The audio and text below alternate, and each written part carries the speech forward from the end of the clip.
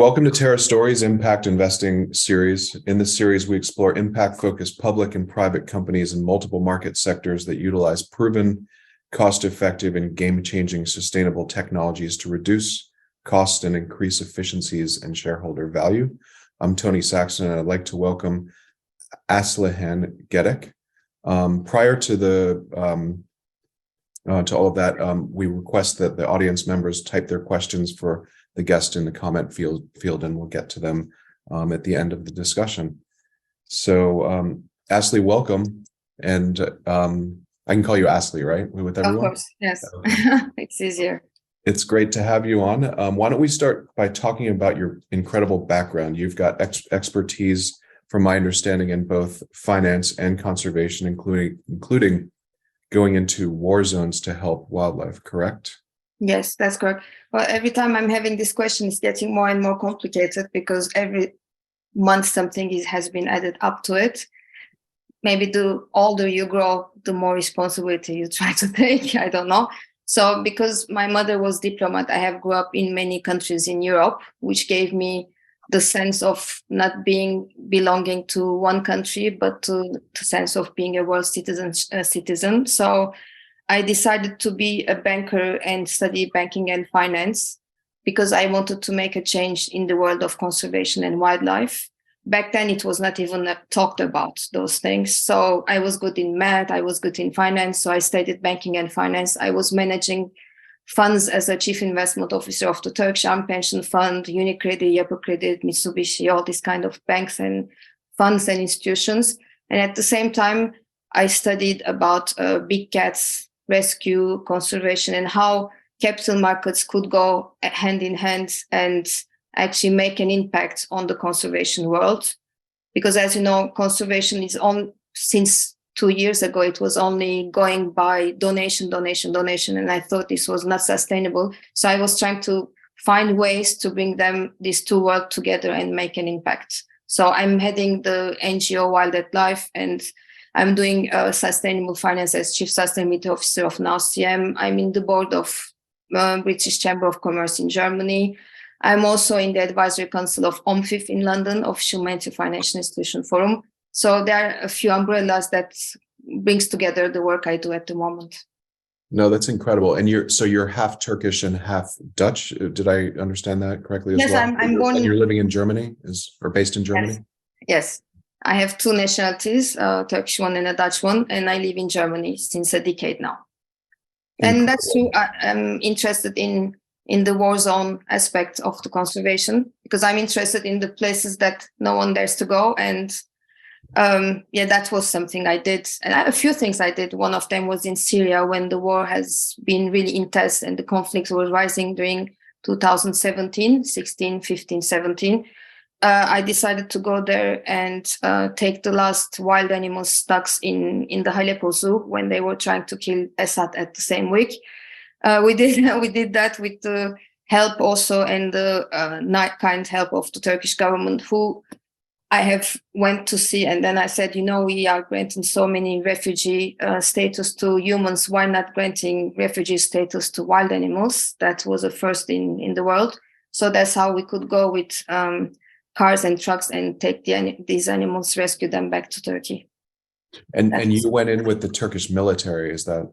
The military just helped us until the border, and after that we were a bit alone, but it was not so far away, and that was really, it's a kind of a huge planning that took us 6 months because we had to send crates there, we had to send some kind of the Free Syrian Army kind of relationship. So it was extraction from a war zone, and people thought we were bringing other things because we have big trucks bringing things. What do you say? You think, is it human? Is it drugs? Is it ammunition? Or they open and they see lions roaring inside. So it was quite something, yes.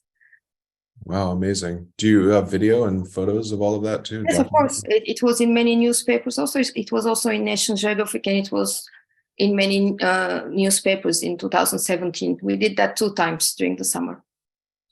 Wow, that's amazing. Wow. So now what are some of the specific conservation related problems that you're tackling in your areas of operations, and in Africa and beyond? Any that you want to talk about right now? Well, there is, people think there's a lot of things that we tackle. People love lions. Yeah, I understand why. People love rhinos. Yes, I understand why. Or the cute big elephants. Yes, I understand why. But people love things that they can relate to.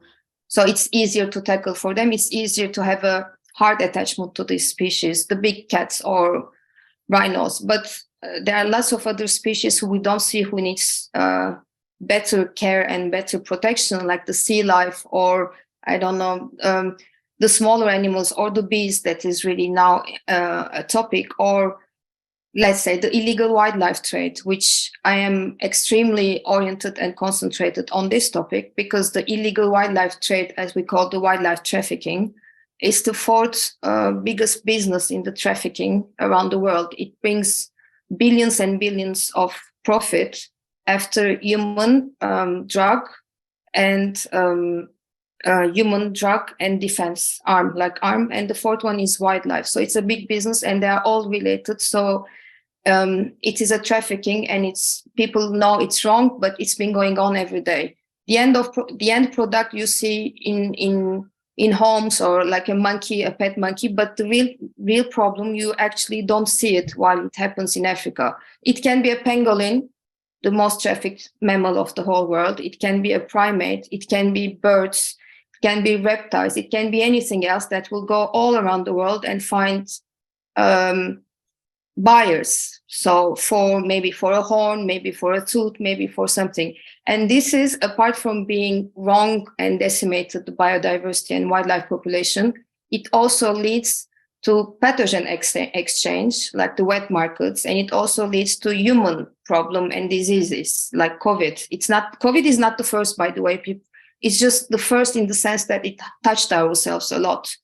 But we had a lot of MERS, SARS, a lot of zoonosis coming from the forest to us. So we tried to tackle that, but it was way before COVID. And then we always said there will be another problem. There will be a pathogen that will jump from one source to another. And then in this wet market, during the illegal wildlife trade, it's going to jump to someone else. So this is what we try to tackle. And we work in Nigeria, we work in Angola, we work in South Africa, Zambia, Zimbabwe, Burkina Faso, Kenya, in those places to do this. This is my priority. The second, on wildlife conservation, it's regarding lions. So it's the canned hunting farm, to closing down the canned hunting farm facilities.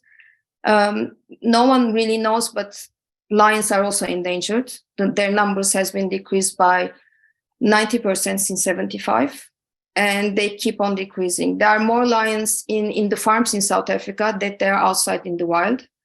And there is a practice called canned hunting, when you farm the lion, and then when they are babies, tourists are coming, hugging, making pictures. That's stage one. In stage two, they're back in the pen. They go for some hunts with you, kind of a fake hunting. And in the third one, they're back in their enclosures, where someone can come and shoot them and bring the trophy back home. And these farms are really sad areas, and we try to close them down. We did already 3 of them, and we have rescued a lot of lions. And then it's really hard to rewild them, but we have partner sanctuaries where we bring them and then we release them. These are, I think, on conservation. But shall I continue with? Well, let me ask you. Well, for the audience, you're known as a lion whisperer. So are lions your primary passion, if you will, compared to all of the other animals, or? I think I'm like everyone else. I like big cats.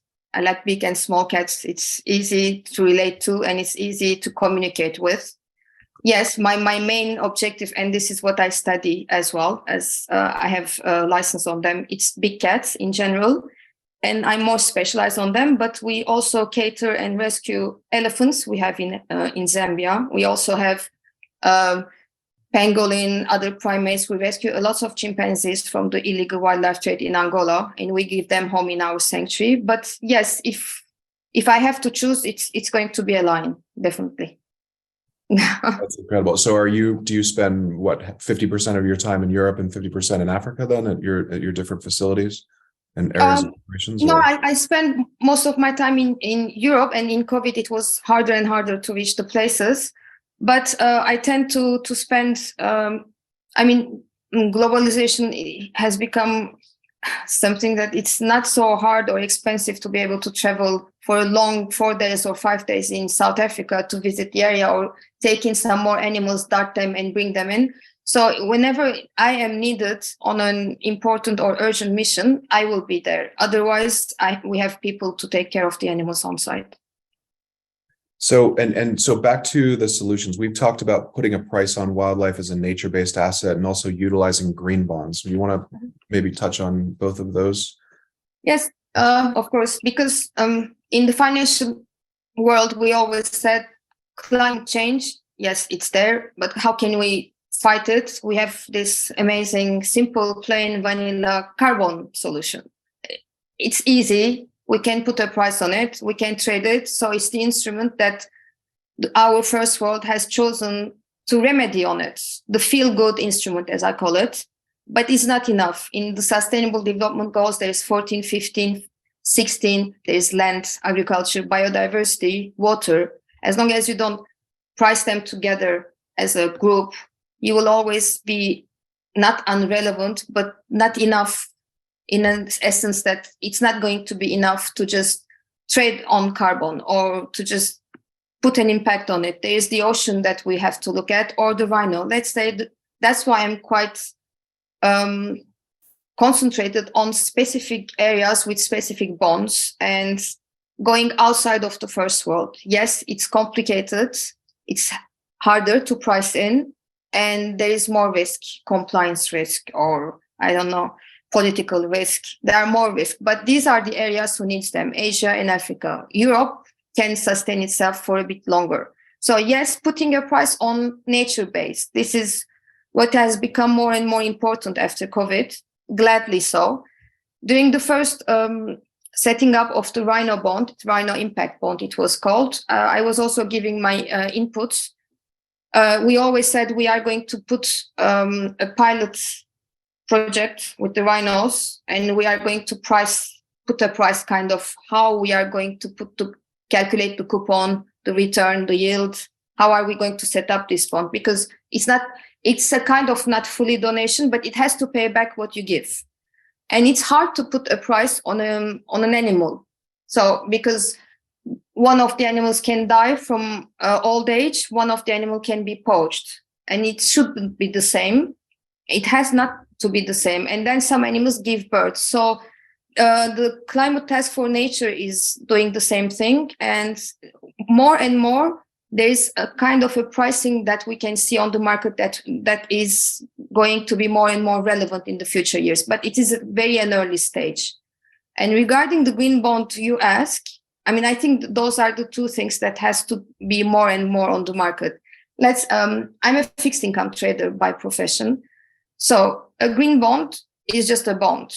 It's a bond. There is no term green bond. Legally, it does not exist because it's not a different asset class. It's voluntary based green bond.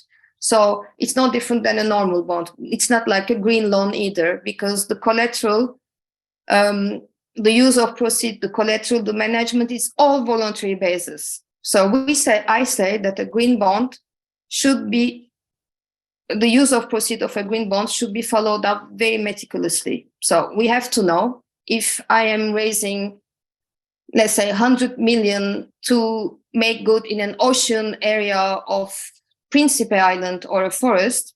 When I invest this 100 million in a bond, I would like to see that the proceeds of this 100 million are used on sustainable farming, sustainable fishery, women empowerment, cleaning of the oceans, planting back the trees that are getting more and more harmed by human, stopping farmers from doing land poaching. Those things, if I don't see that they are happening, then this green bond for me is just no different than other bond.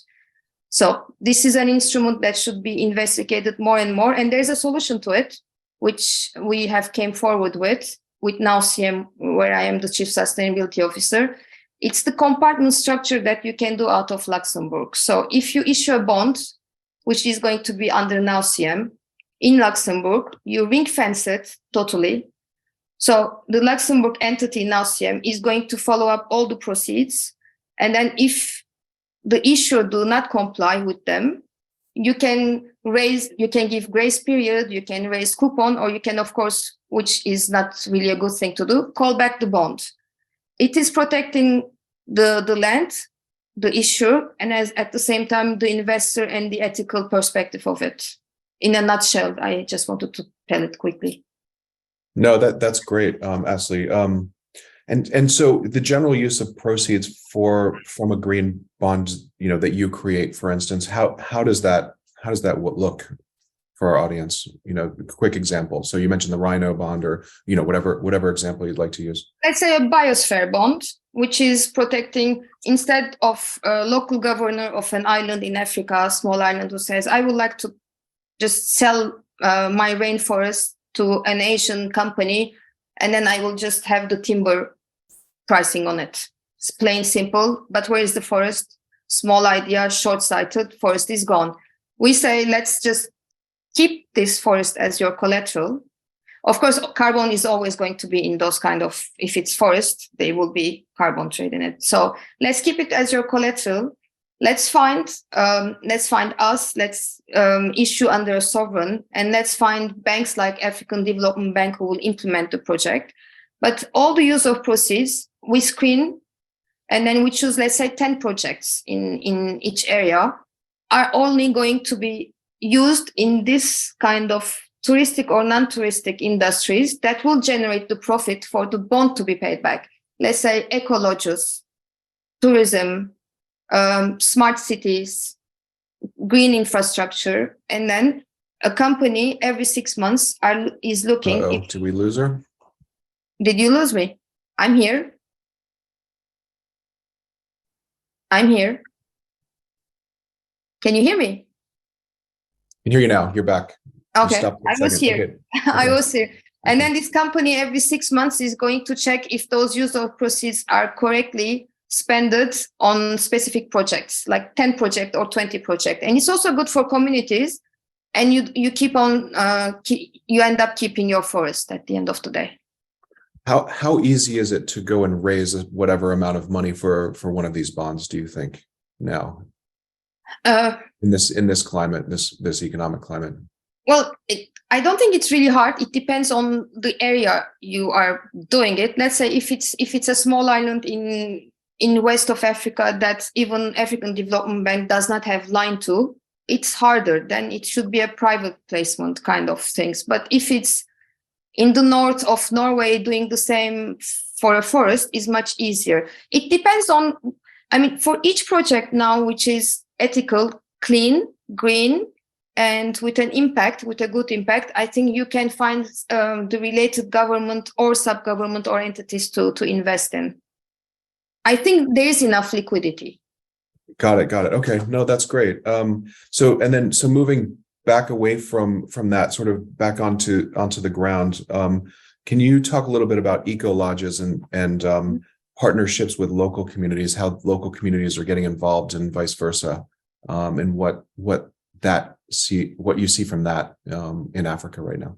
I can start with a totally opposite of it. Let's say we are in Kenya trying to resolve a problem which is near the Ethiopian border, which is called the Garissa region. Deserted, no tourists, no one goes there, politically unstable, lots of extremist movement from Muslim side is there. So, and there's no tourist because there's nothing to see. But there's a beautiful giraffe population living there. There are much less giraffe than rhinos at the moment, but no one sees them because we think that giraffe don't have a problem, but they do. I advise everyone on the call to check IUCN red list to see who is disappearing every day. There's an extinction happening. So in this area, the problem is that's climate change that we see on biodiversity. Since 2 years, there is no one single drop of rain that goes. So this giraffe cannot keep up because water is also growing this green vegetation that they eat, and then they walk. They cannot get that, so they die. Second, they die because the scarce water they have, giraffes are being killed because the communities are poaching them, and they want their animal to graze on that land with water, not the wildlife. So it's always a challenge between wildlife and community, and the community always wins. So this is the essence why I want to say why ecology is important, because tourism brings fruitful, not only money, but it brings leadership, it brings friendship, it brings humanity. So to places that we don't have, we don't see any people roaming there. So it's quite important ecology in Africa, because you give people a way to leave poaching and come work with you. You give poachers an actual job of being the guide in these lodges. You give the woman who cannot find food outside to come and work in the kitchen. So ecology is a system of a village, I always consider, that is good for community and wildlife. That's really great answer. Thank you. And I think you've answered this to an extent, but again, for our audience, what are some of the key takeaways that differentiate your organizations from everybody else that's involved in the same general segment? Well, when you want to mention. Yes, when we open the talks, we open with the Syrian war, let's say.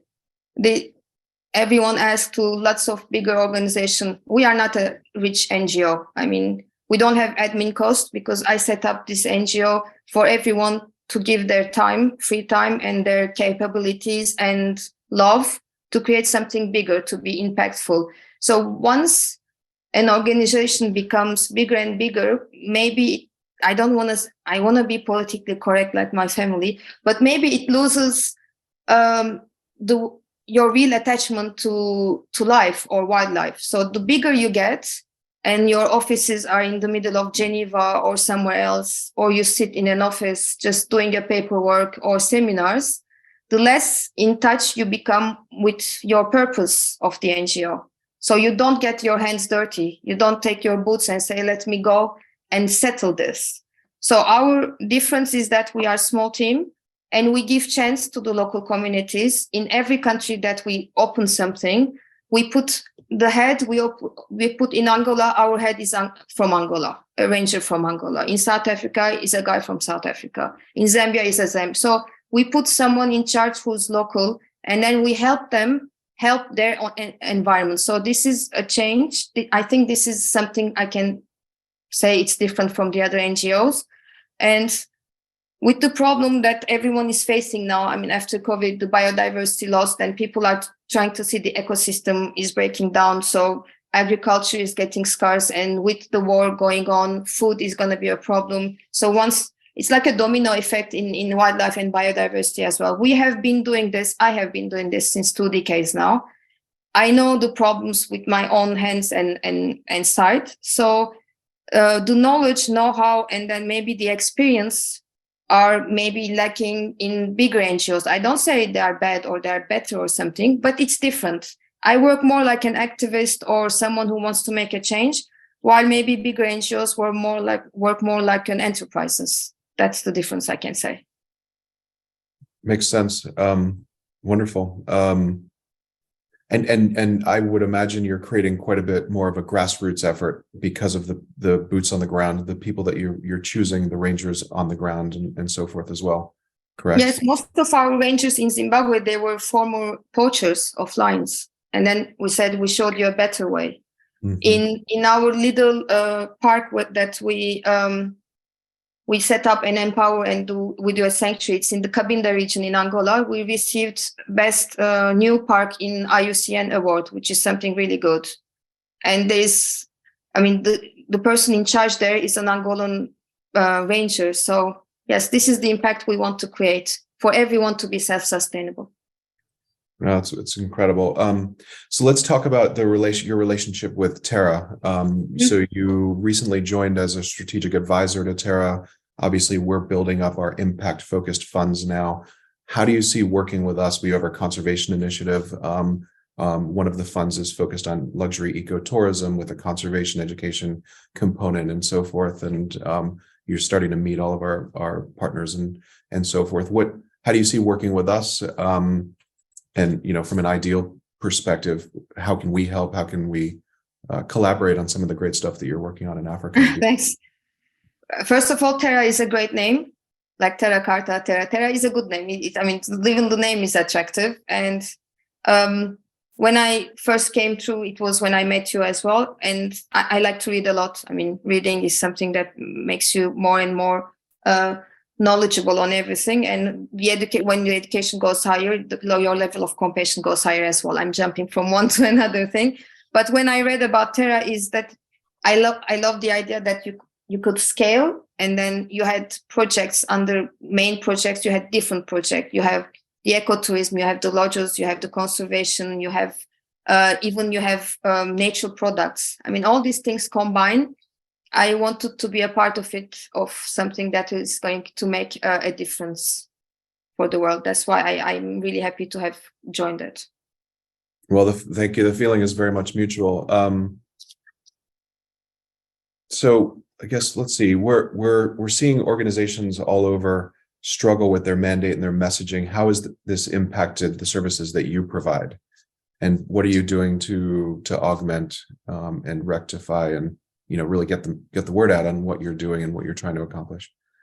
Well, yes, the world has changed a little bit to some kind of a more closed down aspect in COVID, because no one could travel and everyone was scared for their future. No one could have seen this in their lifetime. How am I going to be affected by this disease or something?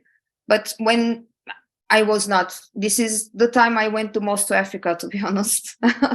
And I end up having COVID in Europe, not in Africa. So the thing, lots of companies struggle because it's new to them. The biodiversity concept is new. We always thought conserving was only climate change, Paris Agreement, 1 degree, 1.5 degree. We never thought that it has to be a fully perceived idea, that water is important and everything around it is important as well. Because we were so much into it anyways, it did not impact us to a great extent. I see it as an opportunity for the first world and the great capital market community that can join conservation community more and more. I see it as an opportunity at the end of the day. All makes very good sense. So for our audience, what do you want to tell them that you're working on right now? How can our listeners learn more about you and or get in touch directly on some of the projects to get involved that you're working on? We have lots of projects, and I'm happy to take on both projects, because it's like the movie Avatar. When I see once, I cannot unsee it. So for now, we have we shut down a lot of zoos, which are really horrible places, both for animals and both for kids to have a bad and a wrong idea about prisoning some life in a concrete with no food, no enrichment. So with local government and communities in various African countries, we are phasing down bad zoos, or we enrich them. It can be in Burkina Faso or Nigeria. We shut down a lot of zoos in Nigeria, really horrible ones, where you could see skeletons moving, and it was on Daily Mail and National Geographic, our work. Skeletons is not even a lion, skeletons are moving. So we closed down all this, phased down all these places. So, and in South Africa, we still phase down tent hunting farming. We work with the government as well to pass the bill. The bill is there, but it didn't pass the parliament.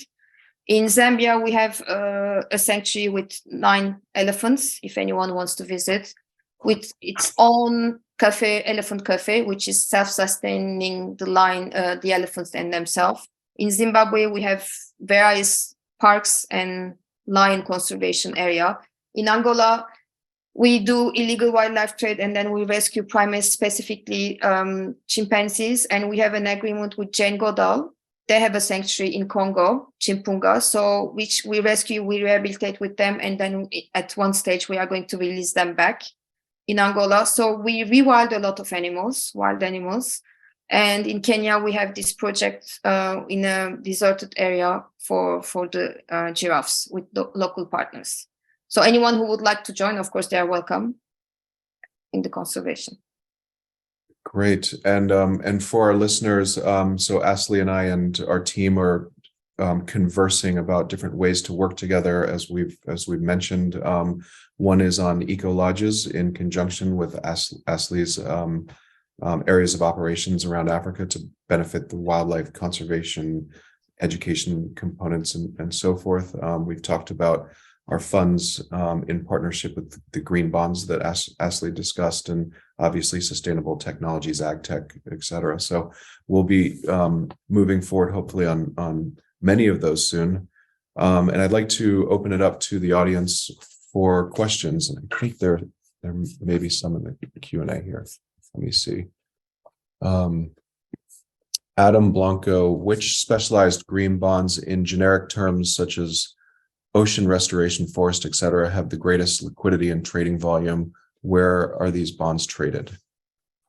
So the ones who have the most traded volume, the ocean are coming up strongly and strongly because WWF has created a specific team under their own team, which are being specialized in ocean, and they invested a lot of know-how.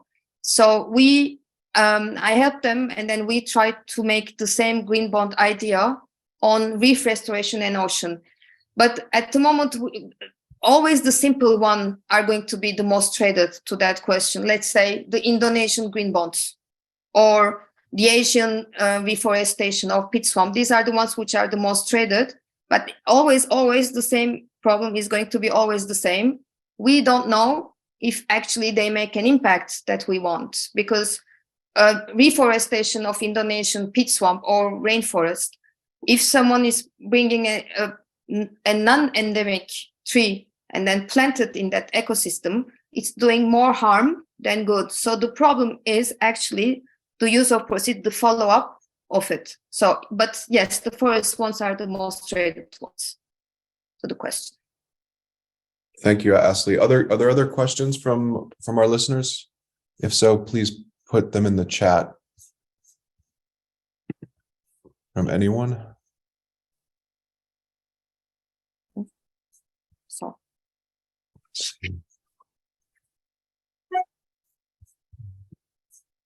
Well, if anyone is interested, I think it is going to be published. It's going to be online in 2 months.